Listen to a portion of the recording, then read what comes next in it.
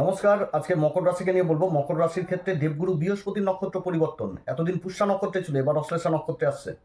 19 August থেকে 31 October পর্যন্ত অশ্লেষা নক্ষত্রে অবস্থান করবে। কি রকম প্রভাব দিবে দেবগুরু বৃহস্পতির এই পরিবর্তন? কোন দিক থেকে লাভবান হবে, কোন দিক থেকে বিশেষ সাবধান, কোন বিশেষ উপাচার এই সময়কালে করবে, এগুলো সমস্ত কিছু আজকের ভিডিওতে তুলে ধরবো।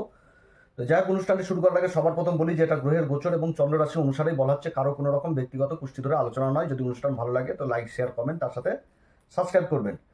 তো অশ্লেষা নক্ষত্র আমাদের জ্যোতিষশাস্ত্র মতে এটা নবমতম নক্ষত্র। এর যে বিস্তার, সে বিস্তার বলা হয়েছে 106 ডিগ্রি 40 মিনিট থেকে 120 ডিগ্রি পর্যন্ত হয়। 5 তারা সমমণ্ডল, 5টি তারা দিয়ে তৈরি এই নক্ষত্র। তো এই নক্ষত্রটাকে নিয়ে অনেকে ভয়ভীতি কথা বলেছে, আমাদের মুনি ঋষিরাও বলেছে। বুধের এই নক্ষত্র, এই নক্ষত্র বিচার শক্তি হয় প্রচণ্ড প্রখর, এবং 4টি চরণই এই পড়ছে হচ্ছে এই কর্কট রাশিতে। তো কর্কট রাশিতে বুধের এই অবস্থান, বুধের সাথে চন্দ্রমার সম্পর্ক তো সবাই জানে। বুধ তো চন্দ্রমাকে শত্রু মনে করে, কিন্তু চন্দ্রমা তো মায়ের সংজ্ঞা দেওয়া হয়েছে, যার জন্য চন্দ্রমার সাথে কারো কোনো গ্রহের কিন্তু সম্পর্ক, চন্দ্রমা কোনো খারাপ সম্পর্ক নাই কোনো গ্রহের সাথে। চন্দ্রমাকে বুধ খারাপ চোখে দেখছে, কিন্তু চন্দ্রমা বুধকেও যে চোখে দেখে, শনিকেও সেই চোখেই দেখে। এরকম অবস্থান, সবাইকে মিত্র চোখে দেখে, শত্রু চোখে নয়। যেহেতু মায়ের এখানটাতে একটা ব্যাপার চলে আসছে, তো 4টি চরণই পড়ছে কর্কট রাশিতে বুধের এই নক্ষত্র। তো এই নক্ষত্রটাকে দুটি দিক রয়েছে এই নক্ষত্রের, একটা ভালো দিক রয়েছে আর একটি খারাপ দিক রয়েছে। তো ভালো দিকে গেলে তো ভালো, সবসময় কি বলবো, যে উঁচুতে পৌঁছানোর রাস্তা খুঁজে পায়, এবং এরা করেও সেই জায়গাটা। আর খারাপ দিকে যদি যায় তাহলে বিভিন্ন রকম প্রভাবিত করে ফেলে সমাজকে।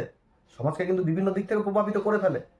এই নক্ষত্রটা এমন নক্ষত্র, এই নক্ষত্রের জাতক জাতিকারা যদি নিজের যে বিচার বুদ্ধিকে সঠিক দিকে লাগায়, তো তীক্ষ্ণ বুদ্ধি সম্পন্ন হয়। তীক্ষ্ণ বুদ্ধি সম্পন্ন বলতে কি, বড় বড় উকিল নিজের পক্ষে নিজের রায়কে নিয়ে চলে আসে ঘুরিয়ে। তারপর হচ্ছে চ্যাটার অ্যাকাউন্টেন্ট, বড় বড় উচ্চ আধিকারিক, আবার ব্যবসায়িক টাইফুন, বড় বড় ব্যবসায়িকদের জন্মকুষ্ঠিতেও কিন্তু এই নক্ষত্র থাকে। আর যদি খারাপ পথে যায় তো বড় বড় ক্রিমিনাল হবে। ক্রিমিনাল বলতে কি, যে যেমন কেউ চুরি করছে, তো চুরি করতে গেলে তো তীক্ষ্ণ বুদ্ধি সম্পন্ন, বুদ্ধিটা তো লাগছে। তো সেরকম কিন্তু যে বুদ্ধির এখানটাতে খেলা। কেউ হয়তো হ্যাকিং করছে, হ্যাক করছে, হ্যাক করতে গেলে সেটা যেরকম সমাজের বিপক্ষে যাচ্ছে, সেরকম বহু বহু হ্যাকার রয়েছে যারা কিন্তু সেই জিনিসটাকেও আবার বানচাল করে, ভালোর দিকে নিয়ে যায়। সেই জিনিসটা কিন্তু বুঝাচ্ছে সামনে থাকা ব্যক্তিকে। এদের বুঝার যে একটা ক্ষমতা, এটা কিন্তু ঈশ্বরীয় গুণ দিয়েছে। এরকম এদের বিচার বুদ্ধি এত তীক্ষ্ণ হয় এবং স্ক্যানারের মতন কাজ করে।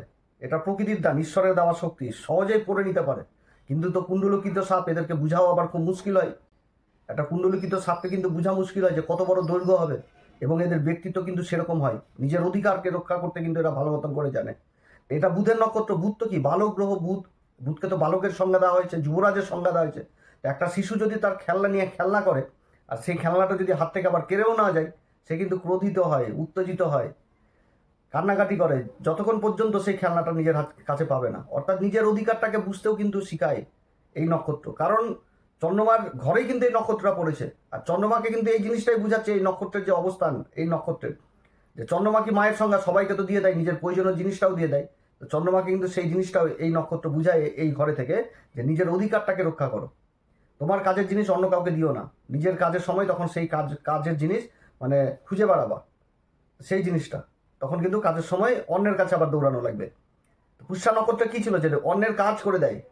অন্যের কাজের জন্য পুষ্যা নক্ষত্র সমাজে মান সম্মান পদ প্রতিষ্ঠা লাভ করে, সবাইকে দেয়, ভালোবাসার জায়গা একটা তৈরি করে। আর এই নক্ষত্র হচ্ছে কি, যে সবকিছু আগলে ধরো, নিজের কাছে রাখো, নিজের জিনিস নিজের কাছে রাখো, নিজের জিনিস অন্যকে দিয়ে পরে যেন পস্তানো লাগে। এই জিনিসটা, অধিকার জিনিসটাকে খুব ভালো মতন করে বুঝায়, এবং নিজের অধিকারকে কিভাবে আয়ত্তে নিতে হবে সেটাও কিন্তু ভালো মতন করে বুঝায় এই নক্ষত্রের। পুরুষার্থ কিন্তু আবার আমাদের জ্যোতিষশাস্ত্র ধর্ম দিয়েছে। ধর্ম, এরা যতই অধর্মের পথে থাকুক, ধর্মপথে আসবে। ত্রিমূর্তির কথা যেটা বলা হয়েছে, সেটা শিবকে বলা হয়েছে, পশু বলতে মেল ক্যাট, এবং পাখি আবার পেঁচাকে দেওয়া হয়েছে, এবং গাছের যে এখানটাতে সিম্বল দেওয়া হয়েছে সেটা হচ্ছে নাগচম্পা গাছ। তো যাই হোক, এরা কিন্তু নিজেকে বিশ্বাস করে এবং কাজের সাথে নিজের মতলব রাখে। যে কোনো কাজ করতে গেলে বিশ্বাসের জায়গা যদি আসে, তো নিজেকে বিশ্বাস করবে, আর কাউকে বিশ্বাস করবে না। মৌখিক কাজ করতে যাবে না, মৌখিক কাজ নয়, যেটা করবে লেখাপড়ি। কারণ সর্প, সাপ, এরা কিন্তু কি হয়, এই জিনিসটা এটা কিন্তু খুব আয়ত্তে রাখে, যে সর্প কিন্তু নিজের খোলসটাকেও ত্যাগ করে দেয়, খোলস ত্যাগ করে এক কথায়। সেই জিনিস কিন্তু এই এই অশ্লেষা নক্ষত্র কাউকে বিশ্বাস করবে না চট করে, এবং যে কাজটা করবে সেটা মৌখিক কাজ করবে না, একদম লিখিত পরিত কাজ। সেরকম কিন্তু আবার এদের চিনতেও খুব দুবিধা হয়। এদের সাথে যদি মৌখিক কোনো কাজ হয়, এরা কিন্তু উল্টে যেতেও পারে। এই জিনিসটা বুঝাই এই অশ্লেষা। তবে আমি দুটো দিক তুলে দেখলাম, একটি ভালো দিক একটি খারাপ দিক। যদি ভালো দিকে যায় তাহলে তীক্ষ্ণ বুদ্ধি সম্পন্ন হয়ে যাবে। কোন দিকে উকিল, চার্টার্ড অ্যাকাউন্টেন্ট, উচ্চাধিকারিক, ব্যবসায়িক টাইফুন, কীভাবে 1 কে 2 এরকম করা যায়, জটিল থেকে জটিল কাজকে এরা সম্ভব করে ফেলে। আর যদি খারাপ দিকে যায় তাহলে সেই মাইন্ডটাকে কিন্তু বিপরীত দিকে নিয়ে চলে আসে, সমাজ বিরোধী নিয়ে চলে আসে, এদের দ্বারা হয়ে যায়। তো যাই হোক, অশ্লেষা নক্ষত্রে এবার গুরু এই নক্ষত্রে অবস্থান করা মানে কি, দেবগুরু বৃহস্পতি হচ্ছে কি মায়া, মমতা, পরোপকারিতা, দয়ালু স্বভাব, ঈশ্বরীয় শক্তি, ধর্মের জ্ঞান, তাছাড়া অজ্ঞানতার অন্ধকার, যে সেটা তো জ্ঞানের দ্বারাই সম্ভব, শিক্ষার দ্বারাই সম্ভব। তো এই নক্ষত্রে তাহলে গুরুর কাজ কি হবে, গুরুর কি ভূমিকা হবে? তো যে অধিকারটা নিবে সেটা জ্ঞানের মাধ্যমেই নিবে, যে কথাগুলো বলবে, বলে নিজের দিকে যেটা আয়ত্তে নিয়ে আসবে সেটা জ্ঞানের মাধ্যমে বলবে, সমাজকে বুঝিয়ে তারপরেই নিজের দিকে আয়ত্তে নিবে, সেই জিনিসটা বুঝাচ্ছে। কিন্তু দেবগুরু বৃহস্পতি এই যে নক্ষত্রে অবস্থান করছে, এটা মকর রাশির ক্ষেত্রে কিন্তু হয়ে যাচ্ছে একদম সপ্তম ঘর। সপ্তম ঘরে দেবগুরু বৃহস্পতি এই নক্ষত্রে উচ্চ অবস্থায় অবস্থান করবে। বিভিন্ন দিক থেকে ভালো সংকেত আসছে যেরকম, সেরকম কিছু দিক থেকে আবার সাবধানেরও সংকেত আসছে এই সময়কালে মকর রাশি। তো এইগুলোই তুলে ধরবো যে কোন দিক থেকে ভালো এবং কোন দিক থেকে খারাপ। অশ্লেষা নক্ষত্রে দেবগুরু বৃহস্পতির এই অবস্থান মকর রাশির ক্ষেত্রে যে সপ্তম ঘরে অবস্থান হচ্ছে দেবগুরু বৃহস্পতির, এর প্রভাবে কি হবে যে একটা মানে কর্মক্ষেত্রে একটা গভীর এবং কৌশল যথেষ্ট, যেরকম গভীর হবে কর্মকার মানে কাজকর্ম, সেরকম কিন্তু কৌশলগত দিকটাও কিন্তু উঠে আসছে গভীর। সপ্তম ঘরে উচ্চ দেবগুরু বৃহস্পতি সরাসরি লাভের ঘরে কিন্তু দৃষ্টি যাচ্ছে। অতএব অর্থ লাভের বহু সুযোগ কিন্তু থাকবে, আটকে থাকা পাওনা গন্ডা অতিরিক্ত আয়ের সুযোগ পাবে এবং নতুন আয়ের রাস্তা এগুলোও পাচ্ছে। তার সাথে যারা ব্যবসা বাণিজ্য করছেন, পার্টনারশিপে ব্যবসা বাণিজ্য করছেন, দেবগুরু বৃহস্পতির উচ্চ হওয়ার দরুন এই সময়কালে কিন্তু মানে নতুন করে কোনো চুক্তি হওয়ার সম্ভাবনা থাকবে, ক্লায়েন্টের সংখ্যা বাড়বে। এটা একটা পরিচিতির ঘর, যোগাযোগ মাধ্যম এই সপ্তম ঘর। কারণ কি, নতুন নতুন যোগাযোগ, ব্যবসা বাণিজ্য কিন্তু একটা লোককে দিয়ে হয় না, নতুন নতুন যোগাযোগের মাধ্যমে হয়।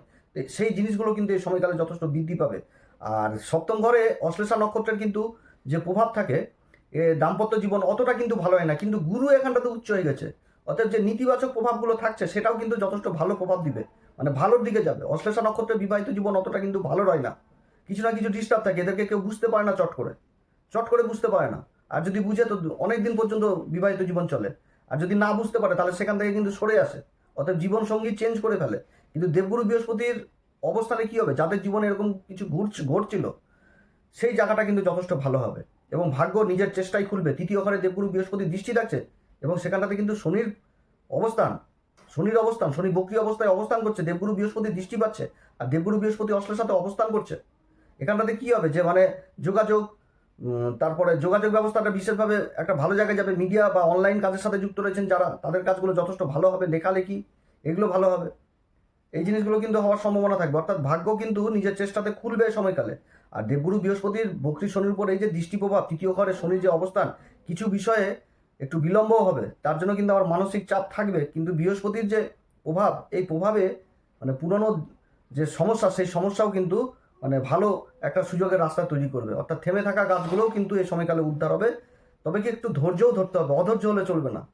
আর অশ্লেষা নক্ষত্র আগে বললাম যে একটু মানে ধৈর্যর ব্যাপারটা চলে আসে, কেউ যদি হাত থেকে কেড়ে নেয় একটা বাচ্চা শিশুর, তো কি হয়, অধৈর্য হয়ে যায়, যতক্ষণ বন্ধু পাবো না ততক্ষণ বন্ধু বায়না, কান্নাকাটি এগুলো শুরু দেয়। তো দেবগুরু বৃহস্পতি এই নক্ষত্র অবস্থান করে রাশির অধিপতিকে দেখছে, রাশির অধিপতি তো বকরি, তো অধৈর্য হলে চলবে না, ধৈর্য ধরে কাজ করতে হবে। কিন্তু কর্ম হওয়ার মানে ভালো হওয়ার সম্ভাবনাই বেশি থাকবে। কোন দিক থেকে সাবধান এই নক্ষত্রে, এই অশ্লেষা নক্ষত্রে মানে কি বলবো, অত্যধিক সন্দেহ করা, গোপনীয়তা এগুলো কিন্তু রাখতে হবে। গোপন জিনিসকে গোপনেই রাখতে হবে, আর সন্দেহ জিনিসটা মন থেকে দূর করতে হবে, এটা কিন্তু মাথায় রাখতে হবে। এবং কৌশলগত যে জায়গাটা, সেই জায়গাটাতে বেশি কৌশল আবার দেখানো যাবে না, তাহলে কিন্তু আবার অসুবিধাতে পড়তে হবে। তো পার্টনারশিপে যারা কাজকর্ম করছেন এই সময়কালে অবশ্যই কাগজপত্র, চুক্তি এগুলো কিন্তু ভালো মতন করে করতে হবে। এটা কাদের ক্ষেত্রে সাবধান করছে, যাদের ক্ষেত্রে গ্রহের অবস্থান খারাপ রয়েছে তাদের উপর। এবং কথাবার্তার দিক থেকেও কিন্তু যথেষ্ট সাবধান, কথাবার্তা ম্যানেজমেন্ট লাইনটাকেও যথেষ্ট ঠিক করতে হবে এই সময়কালে। ভাই বোনের সাথেও মানে মতবিরোধ হওয়ার প্রবল সম্ভাবনা। অশ্লেষা নক্ষত্রের মানে যেটা মাইনাস দিক আরও উঠে আসছে, সেটা হচ্ছে কি দ্রুত লাভের চেষ্টায় লোভে বশীভূত হয়ে ঝুঁকিপূর্ণ বিনিয়োগ, এগুলো দিক থেকে বিশেষভাবে সাবধান। যদি গ্রহের অবস্থান খুব খারাপ থাকে, বিনিয়োগ করতে গেলে অবশ্যই যাচাই করে করতে হবে। তবে সর্বশেষ একটি কথা বলবো যে দেবগুরু বৃহস্পতি কর্কট রাশিতে অবস্থান, একাদশ ঘরে দৃষ্টি, তৃতীয় ঘরে রাশির অধিপতি শনিদেবের উপর দৃষ্টি, এই যে একটা প্রভাব এই সময়কালে তৈরি করছে অশ্লেষা নক্ষত্রে, সেটা কিন্তু কি হচ্ছে যে পরিশ্রমের ফলকে লাভে রূপান্তরিত করার সময় এখন কিন্তু মকর রাশির, এটা কিন্তু বুঝতে হবে এই সময়কালে।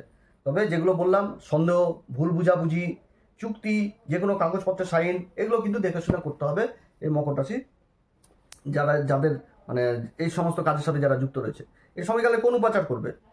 এই সময়কালে অশ্লেষা নক্ষত্র, আগে বললাম যে ত্রিমূর্তি শিবের কথা বলা হয়েছে। এই সময়কালে ভোলে আবার বিশেষ অভিষেক করা উচিত, মহামৃত্যুঞ্জয় মন্ত্র পাঠ করা উচিত প্রত্যেক দিন, বিশেষ মুদ্রা দ্বারা বাবার অভিষেক করা উচিত ভোলে আবার। এছাড়া প্রত্যেকটা ভিডিওতে তো বলেই আসছি, হনুমান চল্লিশা, বজ্রংবান, শ্রীরাম সীতা প্রণাম মন্ত্র সহকারে পাঠ করো, তাহলে যথেষ্ট ভালো ফল এই সময়কালে পাওয়া যাবে। তো যাই হোক, এরপরে আবার আসবে একটি নতুন পর্ব নিয়ে। আপনারা সবাই ভালো থাকেন, নমস্কার, ধন্যবাদ।